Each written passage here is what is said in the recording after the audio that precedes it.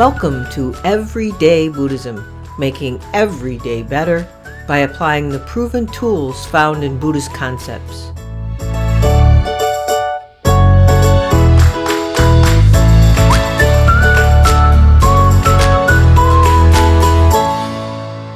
Welcome to episode 13 of Everyday Buddhism, making every day better. You know, after our little diversion into the world of koans, which, by the way, I plan to revisit periodically in these podcast episodes, but also I'm thinking about as a part of a member patron offer, I'm thinking about a dedicated koan minute podcast series for brief koan minute podcast series for brief koan examinations, plus the associated koan blog posts that would be involved in examining them even more closely. So, if anybody's interested in that, let me know. I'd like to get some feedback, but that's someplace my mind has been going. But as I was saying, after our koan holiday, it's only right for me to move on to the Eightfold Path, where we left off at the sixth part, or right effort. And it's only appropriate that I'm recording this on Labor Day, although it may not be released until tomorrow. You know, the word labor is a synonym for effort, and we're looking at right effort. But like I talked about in the beginning of the podcast episodes about Buddhism, I framed it as having a bad rap, right, for focusing on suffering, which as you've seen by now, if you've listened to these podcasts, it doesn't focus on suffering, but instead of focus on easing the discontent and dissatisfaction of everyday life. And sort of like that bad rap about suffering, I think the word effort has a strong connotation of seriousness or maybe even sourness, a sour practice or a sour life, dedicated to this mission. It's a sort of it's the Protestant work ethic thing.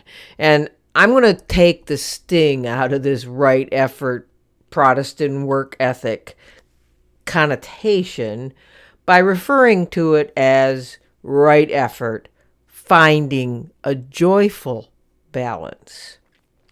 If you study the available teachings through books, articles, and talks on right effort, the first thing you're going to notice is that it's called a lot of different names. I decided on joyful balance because I think it expresses just the right intent for our everyday Buddhism approach. But you'll also see it referred to as diligence, which is, diligence, I think, still has that sour connotation to me. And in Stephen Batchelor's translation of The Way of the Bodhisattva, which he titled A Guide to the Bodhisattva's Way of Life, he titled the chapter about effort, Enthusiasm, or Joyful Effort. Or, no, not joyful, joyous effort. So as you can see, the sense of quote-unquote effort, as in quote-unquote labor, is not really the point. From our everyday perspective, it rests more heavily on the first and most important step of the Eightfold Path, or right view. Since it's been a little while, let's review the Eightfold Path. Certain parts of it are talking about wisdom, certain parts are ethics, and the other parts are meditation. But it is that right view that's the main support of everything else. And remember, it's not really a path, as in, first I do this, then I move to the next step. Not a linear list, like I said, but a circle. By applying this circular, holistic structure to your life and considering it as a unified whole, you can transform yourself from someone who is discontent much of the time, most of the time, or even a little more than you would like of the time, to someone who frees themselves or liberates themselves from that dissatisfaction to a more balanced state of equanimity and contentment. The 8 spokes of the wheel of the Eightfold Path, as a review: right view, number 1, right intention, number 2, right speech, number 3, right action, number 4, right livelihood, number 5. Now, we have covered all those in my podcast series. Now we're at number 6, or right effort. And then we will follow that at some point along the line with number 7, right mindfulness, and number 8, right concentration. Those also go under different names, you'll find, as you look at things on right mindfulness and right concentration, but we'll cover that when we get to that actual podcast. Okay, so the first 2, right view and right intention, are grouped under the wisdom category. The next 3 under ethics. And these 3 are right speech, right action, and right livelihood. And then the last 3 are grouped under the umbrella of meditation.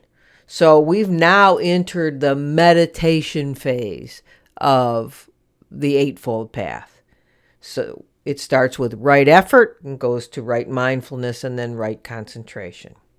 So in this episode, we're going to look into this meditation spoke of right effort, and we're going to talk about it as more of a natural thing rather than a push. It's a natural energy. Let's think of it that way. Actually, it is taught in this way. It's taught that energy, or the word virya, Viriya, is the mental factor behind right effort. And it can be a positive energy or a negative energy, producing wholesome or unwholesome forms of behavior. The same energy in your life can either power desire, aggression, violence, and ambition, which is considered negative in this aspect, or generosity, self-discipline, kindness, concentration, and understanding. For energy to be a positive contributor to your practice or your desire to rid yourself of discontentment, it needs the guidance of right view and right intention, like I said. The most basic traditional definition of right effort is to exert oneself to develop wholesome qualities and remove unwholesome qualities.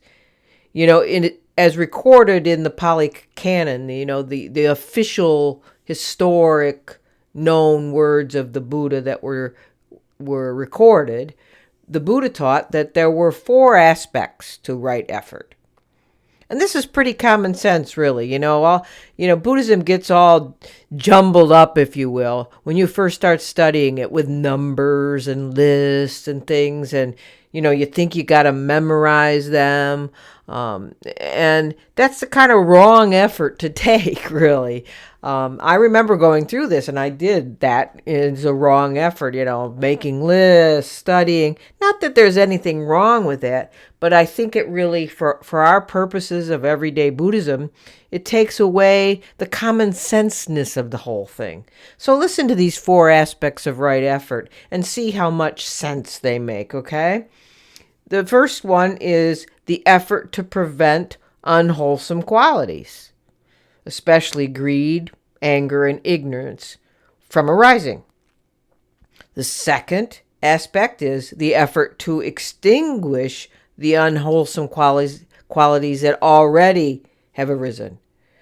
The third is the effort to cultivate skillful or wholesome qualities like generosity, loving kindness, and wisdom, which are the opposites of the greed, anger, and ignorance stated in the first aspect.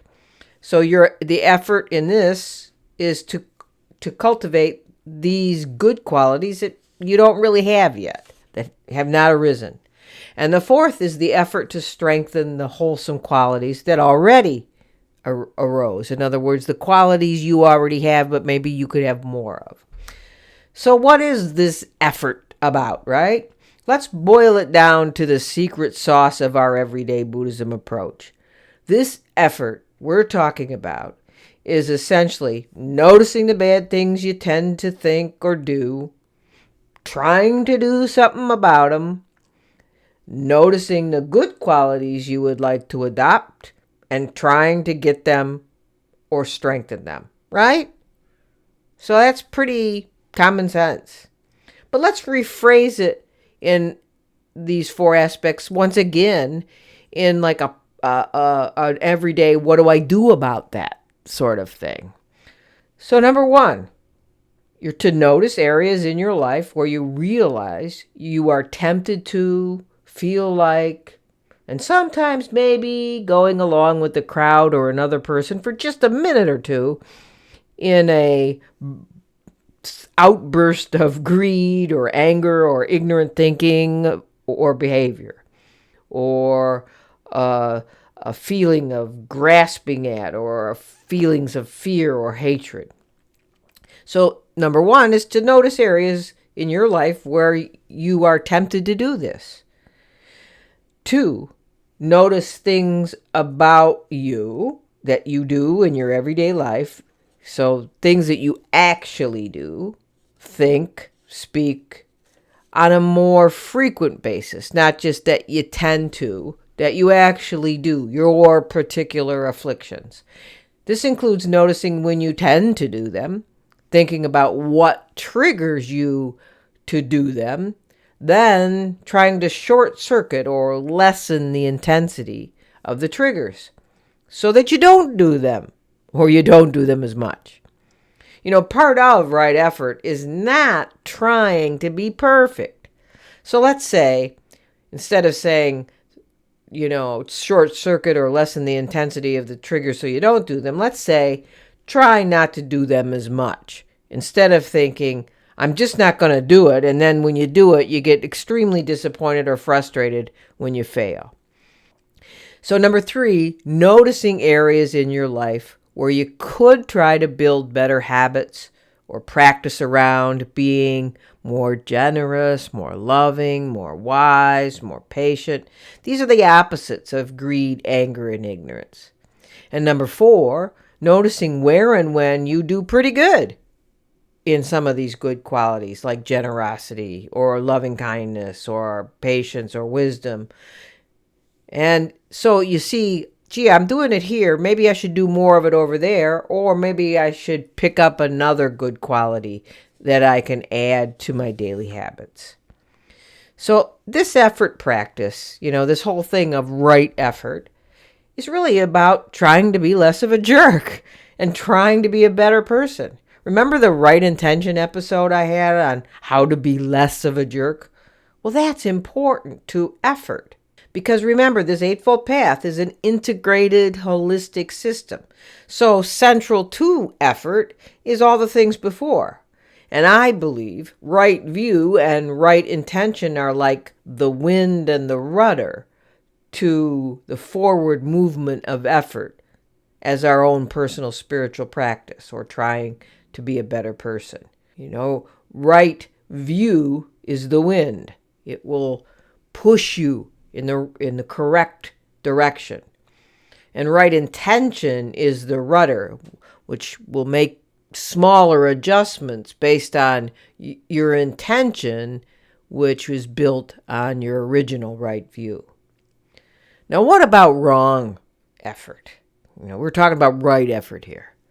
What is wrong effort? Well, wrong effort is directing our energy into harmful, destructive trains of thought that distract us and make it difficult, if not impossible, to concentrate. Remember, these rules came from sort of a teaching meditation approach. So, concentration was the goal. But that's not all that foreign to what we want to accomplish here. Mindfulness has become the buzzword practice of today. And mindfulness is built on concentration.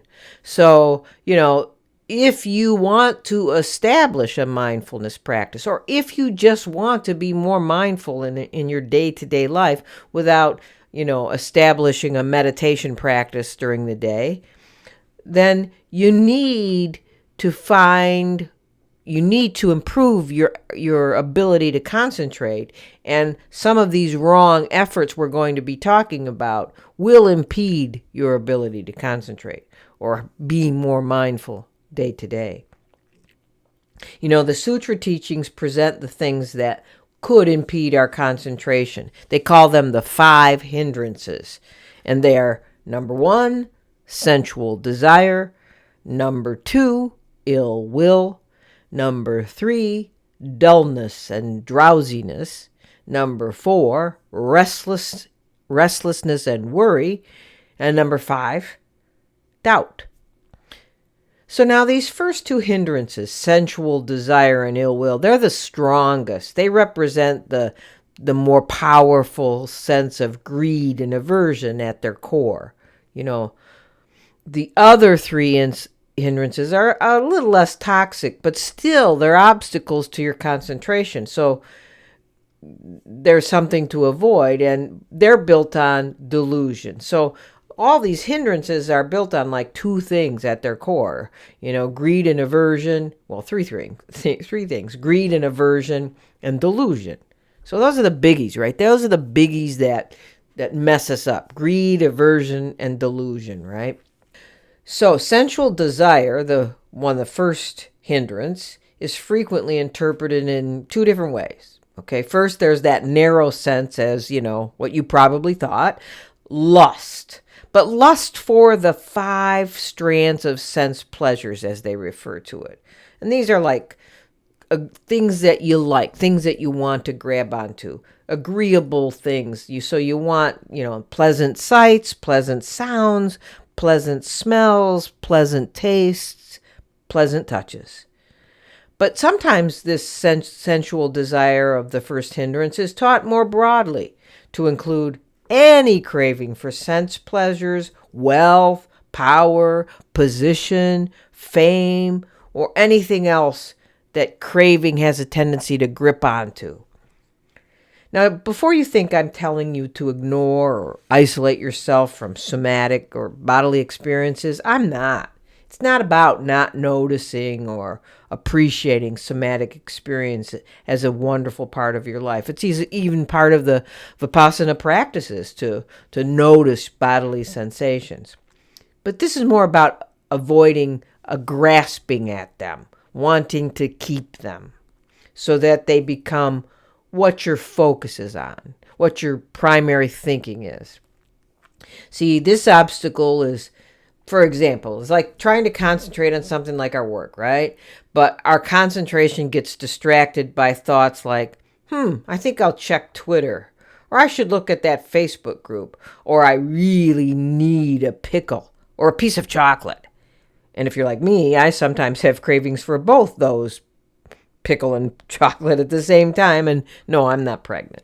So what we're looking at here is sensory pleasures or desires, like wanting to eat or wanting to be distracted by social media because we feel bored, and so on.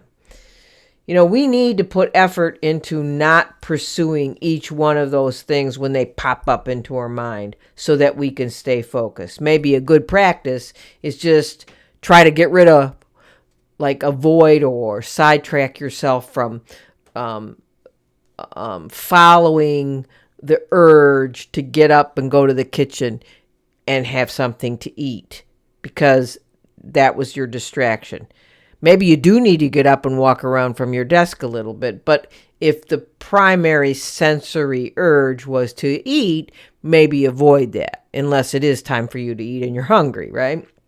The second hindrance, ill will, is a synonym for aversion, as I was talking about before. There was the base of, greed and aversion and delusion. So aversion, it is comprised of, the aversion or ill will is comprised of hatred, anger, resentment, any kind of repulsion, whether directed towards other people or even towards ourselves. I see that a lot. People, oh, I'm so ugly. Oh, I'm so this. Oh, I'm so that.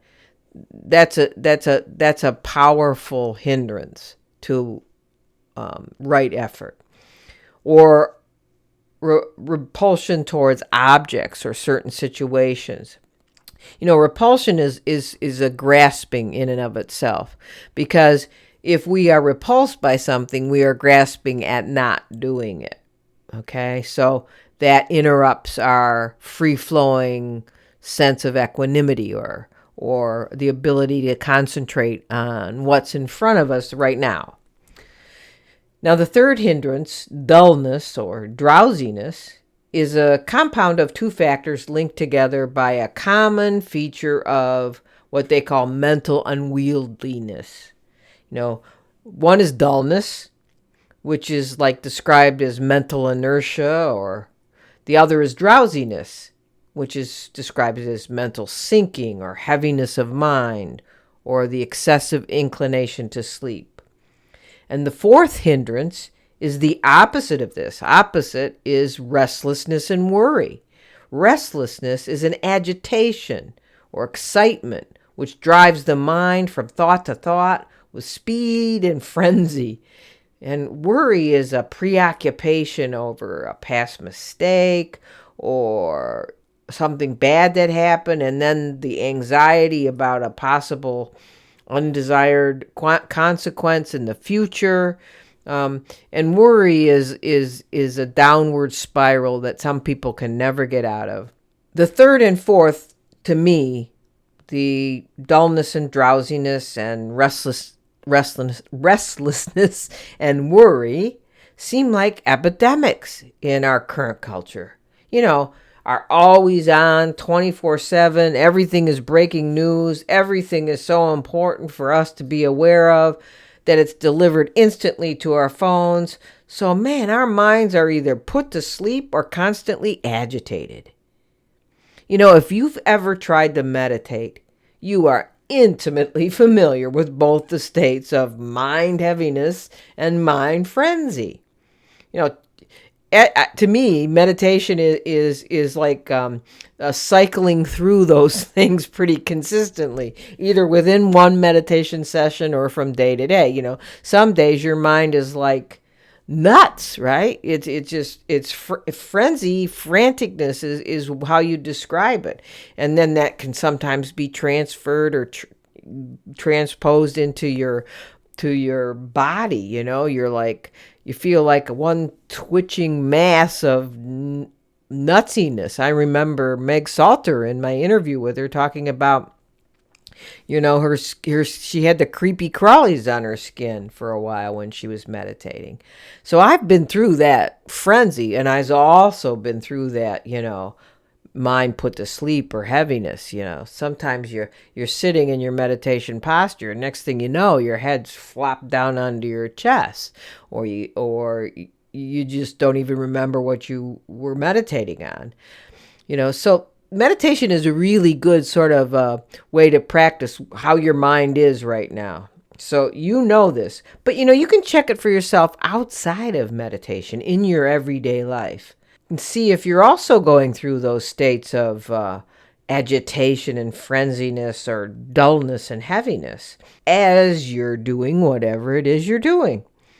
You can be bored while you're working and agitated while you're relaxing. I see it all the time. I see it in myself, and I see it in other people. That bored while you're working sometimes expresses itself as going to check out Facebook, Twitter, Instagram, whatever your cup of tea is, Pinterest, texting, whatever the thing is.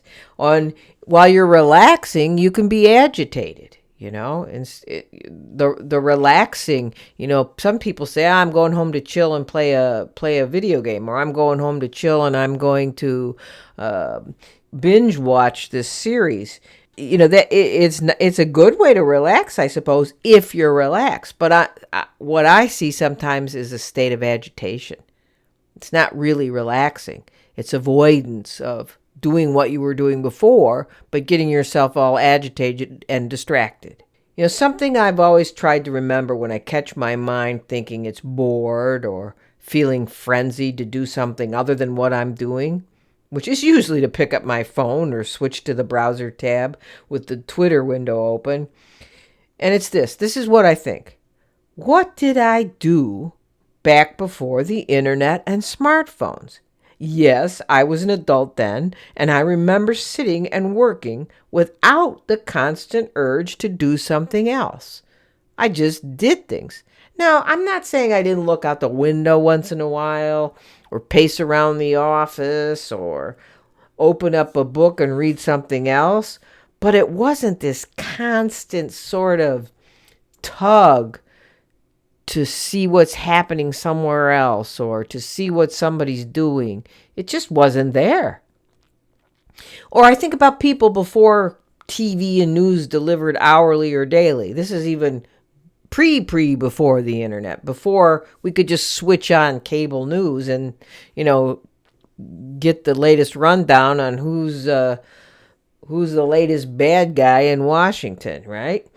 They just did their days. Those people, they just did what they did. That's it. They did what is in front of them. This is really a habit. Culture isn't forced on us, right? It's just there.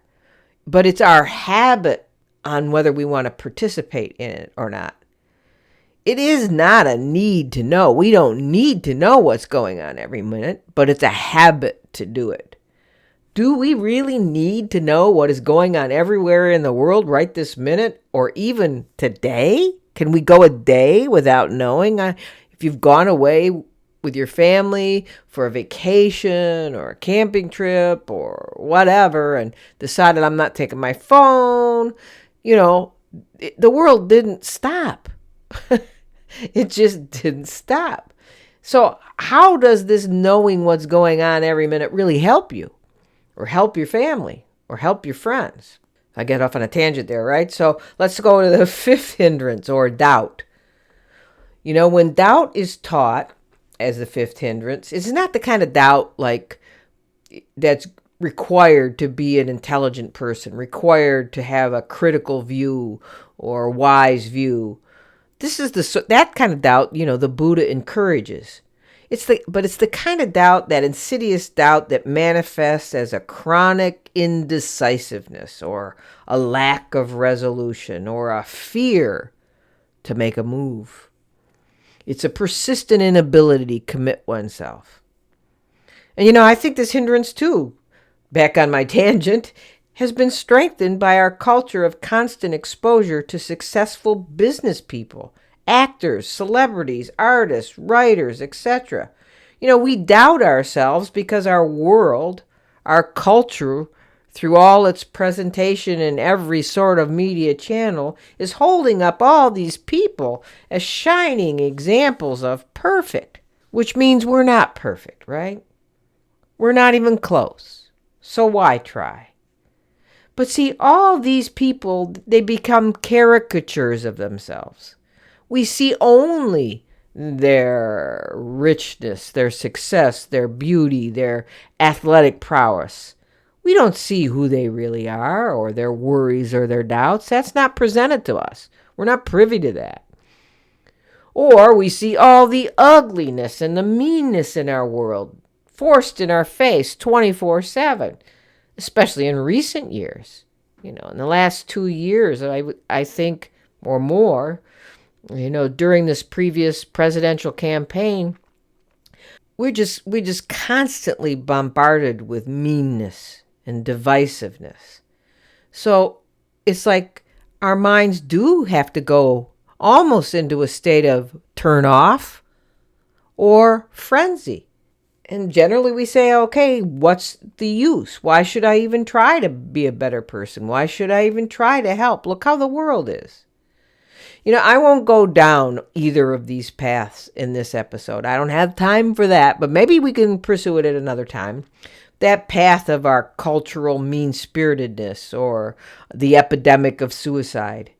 But it seems to me, anyway, that the constant media bombardment on our minds and our heart minds of this caricature-like goodness of people and the caricature-like badness of people in the world is the primary cause of both of these epidemics of other hate, mean-spiritedness, divisiveness, and even possibly suicide.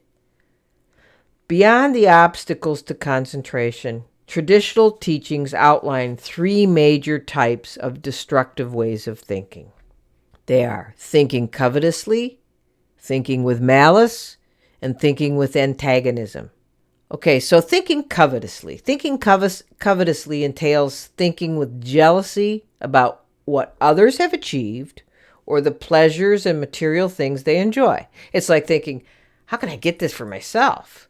Wow, look at that house they have. Look at that car. Wow. Look at this. Look at that job. Look at whatever. And this type of thinking comes from attachment. We don't like that somebody else has these things that we don't have, whether it be success, a new car, a great job. It could be anything. And if we get into this state of mind, it is obviously disturbing, and it can cause what I refer to as that stickiness of the mind. If we allow our mind to tell ourselves covetous stories, we tend to repeat them over and over again. Perfectionism actually I talked about that a little bit before, but perfectionism can actually also fall under this heading of covetousness. Think about it. We covet being perfect, right? Perfection, I know this because it's one of the afflictions I have suffered with, and I still suffer with it, although not as much as I used to. I think it is covetous because I'm coveting a state of perfection that I want, but I don't have. Even though there's no such thing as perfect, we tend to see how we can outdo ourselves or outdo someone or some other measure of what perfect is to us that we hold as an objective. It's almost like a jealousy of oneself by being attached to an image of ourselves that isn't real and not therefore attainable. I know. I can almost hear the voices arguing that we, of course, should always try to be perfect ourselves. But no, that's not right effort. We, of course, should try to be aware of where we can do better and where we have slipped into bad habits. But establishing a goal of perfection is not the way to do it. That's out of balance. That's not balanced, joyous effort. The second type of thinking we need to avoid is thinking with malice. Thinking with malice is thinking about how to harm someone. Now, I know most of the time you can't identify this. We're not going around thinking about how I can hurt somebody or how I can kill somebody. But for our purposes, our everyday Buddhist purposes, this harm is typically verbal, right? Like if this person says or does something I don't like, I will get even by saying something that offends them or calls them out. We think about what we'll do or say the next time we see that person, or we regret that we didn't say something back to them when they said something bad to us. But it gets to be sticky, right? It sticks into our minds and we can't get it out of our heads. So much so that, again, that person becomes a caricature of themselves. That person becomes the other, quote unquote. And we mesh ourselves so deeply into their otherness, their wrongness, that we aren't able to pause to see them just as they are, just like us. Another person who is seeking the same happiness that we are, but going about it in an awkward way sometimes, just like us. We do it too. The next kind of thinking is thinking distortedly with antagonism. Actually, all this is distorted thinking, but this particular part is called distorted antagonistic thinking. It's where it's where your perspective is so right for you, right in your mind, that you think every other person's way of thinking or doing something is wrong. Like if someone is trying to improve themselves or help others improve, right? Based on the way they think they should do it, we think it's incorrect because it's not based on the way we think things should be done. So we sort of classify them as stupid, or we say what they're doing is useless. It's ridiculous to try to help anyone, or something like that. Being antagonistic, it's such an example of your own thinking being distorted. It's not an example of anything anyone else does. It all starts inside of you. Think about that. Antagonism starts inside of you. You can never say that someone made you do it, and you never can say that it's justified, because it isn't. You made it up. I hear this sort of criticism of others a lot. It's not criticism of like bad motives, like someone committing a crime or something, but it's criticism of any motives or any perspectives or any interests other than what you might have. I hear this like some people don't like sports and think that other people who do, or watch football or soccer or hockey or even my loved baseball on television or go to see a team play, are completely stupid, and what they're doing is a complete waste of time. Thinking that someone else's activities or perspectives is stupid or a waste of time is antagonistic. And nobody made you do it, right? Or someone else tries to help a beggar or a homeless person on the street by giving them money, and you think, oh, you're really stupid for doing that. They're just going to go out and buy a bottle. So if we constantly think about how stupid other people are, right? Or how whatever they're doing is irrational, we'll never be able to concentrate on what we are doing, which is the only way we can help ourselves, anyone else, or the world. So this is right effort. Right effort is directing our energy away from harmful, destructive trains of thoughts and towards the development of beneficial ways of thinking. But we just have to try. It's not hard either. Well, it's not too hard. But we don't want to try too hard, right? We don't want to make it like, I have to do this, I have to do this immediately. It's the only way I'm going to be enlightened. It's just, I'm going to try to be better. I'm not going to try too hard, but I'm not going to be too laid back about it either. I'm going to be just right about it, like Goldilocks. But the key here is just to try. Just first try to notice, to find out what is happening. Like I said just a little bit ago, notice when you typically do unskillful things. Notice when you tend to do them. Notice thinking about what triggers you to do them. Then try to short circuit or lessen the intensity of those triggers so that you don't do them or don't do them as much. But it doesn't mean judging yourself. Don't be the judgmental God of you. We need to apply skillful means. Be like a gentle, kind parent with a small child. Don't grasp at the perfect or the failures. Just try. Then try again. And try again with that gentle parent inside of you encouraging you. And pretty soon you'll build one good habit, and maybe you'll get rid of one triggered behavior, and then the trick is to maintain the behavior, which is the second part of this whole right effort thing. This is such a good everyday practice. It isn't some cave-dwelling monk or 3-month retreat practice. This is about doing something right now, then again later today, then again tomorrow. It is every day. It's a little habit, after a little habit, after another little habit. This is really what life is, isn't it? Ugh, that sounds kind of like Peggy Lee, and is that all there is, doesn't it? But really, no, life is like that, isn't it? This everyday Buddhism stuff is about doing the little things every day. It's not a holy attitude. It's an attitude of relaxing into your life, little by little, with a feeling of everything is all right now. That's what really is holy. Your life is holy. This life, this world, and your part in it. And so is your husbands, your wives, your mothers, and the guy next door, and your annoying coworker. And since it's all holy ground here, right? We've established it. It's all holy ground. We should try to make it better for ourselves and the guy next door in any small way we can. Like the way we drive, or the way we wait in line, or the way we walk around the building at work, or the way we eat. Doesn't all of this earn our respect, our awareness, our attention, our caring, our kindness? Isn't this what is holy? Isn't this what is sacred? So back to that little habit after another little habit stuff.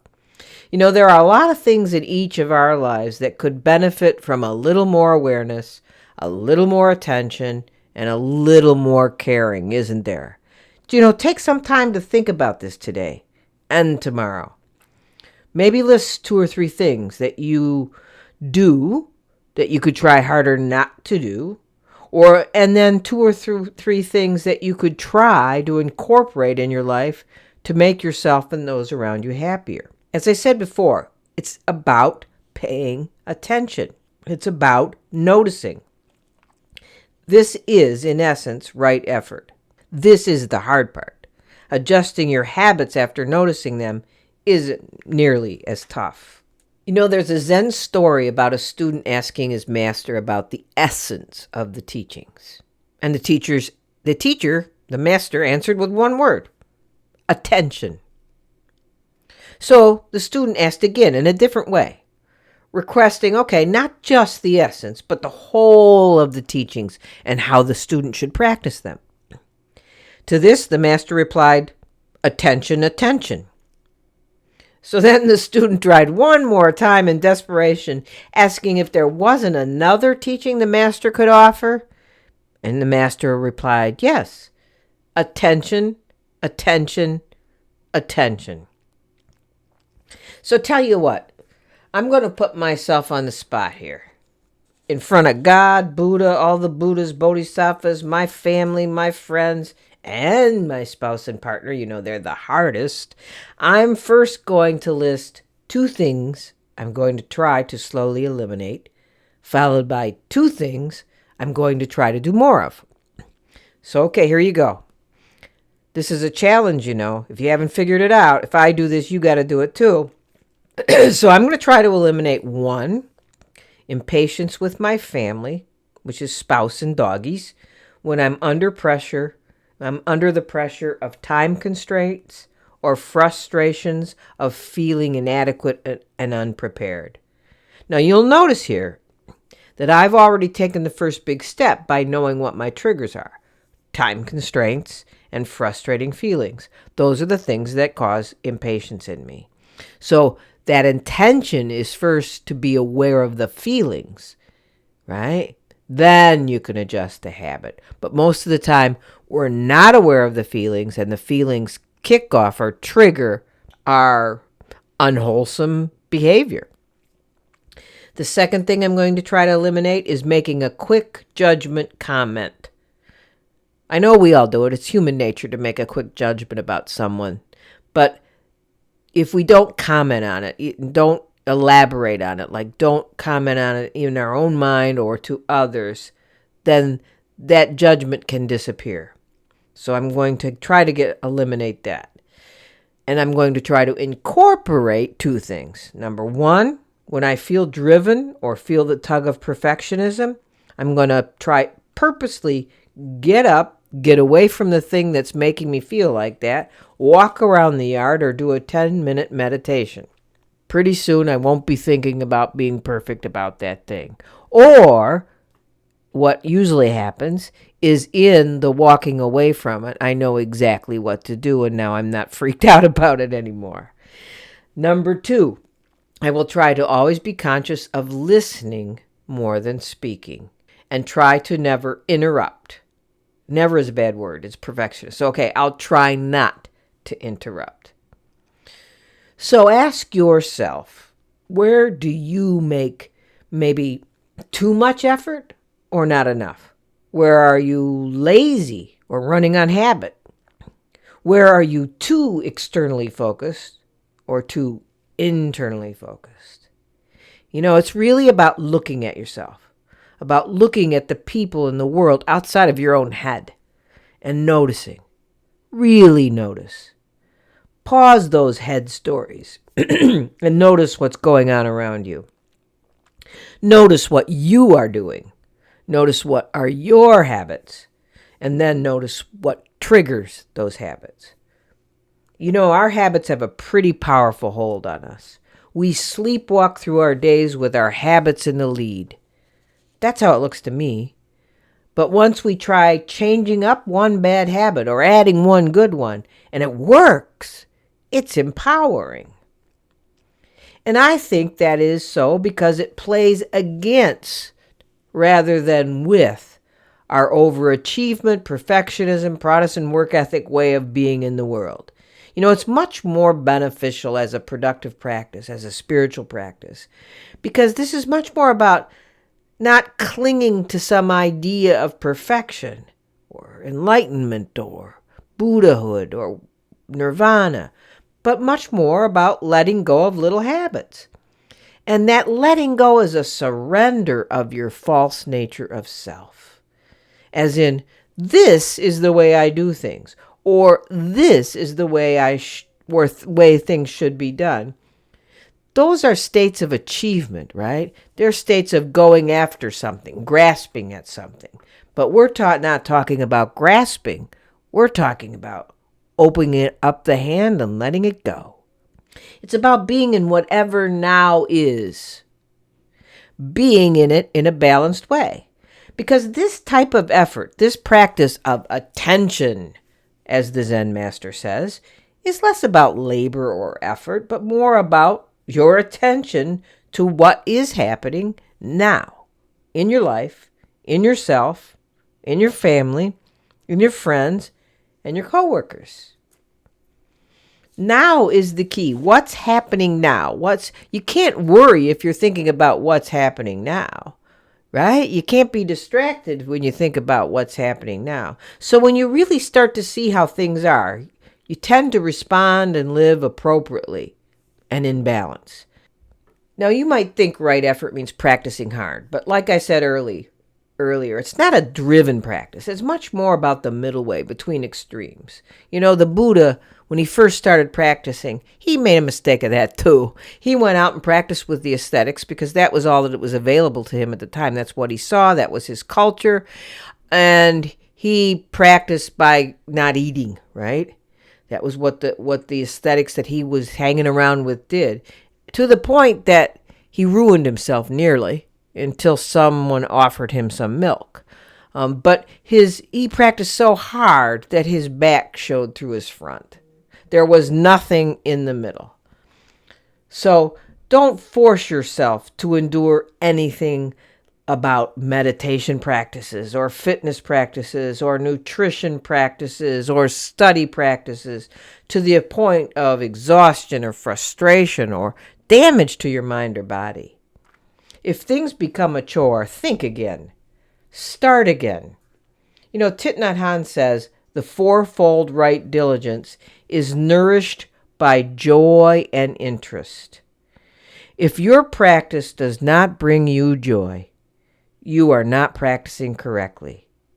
The Buddha taught that practice should be like a well-tuned string instrument. If the strings are too loose, they won't play anything. There'll be no sound.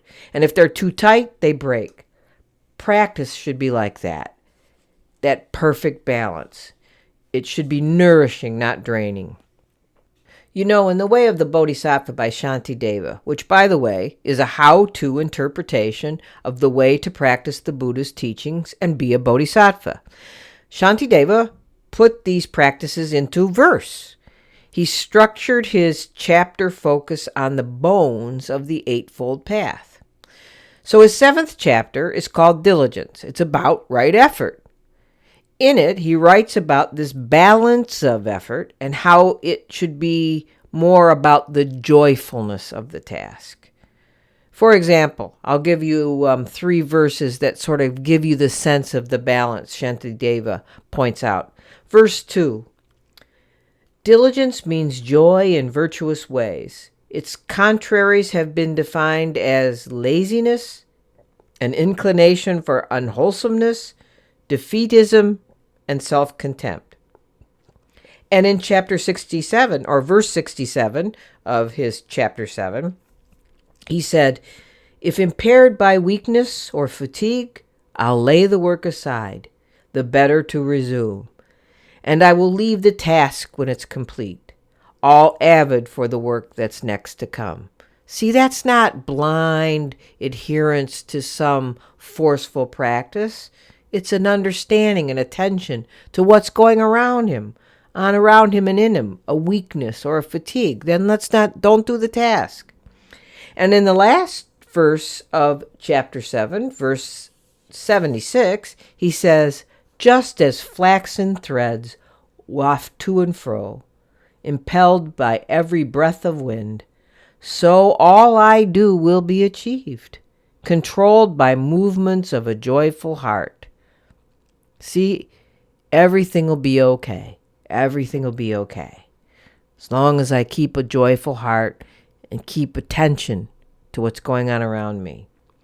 And as another way to motivate this joyful effort in you, this is what the Dhammapada says. One person on the battlefield conquers an army of 1,000 persons. Another conquers himself, and that is greater. Conquer yourself, not others. Discipline yourself, and thereupon learn freedom. I'll end this podcast with a suggestion for an easy practice or a mind guideline you can take up with joyous effort. It is a practice offered by the Bright Dawn Center of Oneness Buddhism, offered by our sensei, Reverend Koyo Kabose. Using this practice to observe and guide your thoughts and behavior, you will be practicing right effort in a balanced way. You can find it on the central website of Bright Dawn, which I will post in my show notes. And then you would click on the tab, Spiritual Resources, where you'll find this practice. It's called the 5 Daily Guidelines. And there's many more practices and resources that might be helpful for you on that spiritual resources page of brightdawn.org. So here are the 5 daily life guidelines. Number 1, consume mindfully. Eat sensibly and don't be wasteful. Pause before buying. See if breathing might be enough. Pay attention to the effects of media that you consume. Number 2, share loving kindness. Consider other people's views deeply. Work for peace at every level. Spread joy, not negativity. Number 3, practice gratitude. Respect the people encountered. They are our teachers. Be equally grateful for opportunities and challenges. Notice where help is needed and be quick to act. And number 4, discover wisdom. Find connections between teachings and daily life. Don't get attached to conclusions. Mute that judgmental tongue. And the 5th daily guideline is accept constant change. Be open to whatever arises in every moment. Cultivate beginner's mind. Just keep going. Keep going. So that's it for today's episode. Thank you for joining me. Thanks to everyone who donated this week or commented on my podcast. I'll always try to reach out with a private email of thanks, but be patient because the numbers of donations and comments are growing, and it might take me a little time to get in touch with everybody. But this doesn't mean I don't appreciate you. I do appreciate each and every one of you. You are my everyday heroes, my everyday Buddhism heroes. Sounds like a t-shirt in the making, doesn't it? Well, anyway, that's it for today. If you like this podcast, please consider supporting the work through ratings, reviews, or a donation on my website, everyday-buddhism.com. Until next time, keep making your everydays better.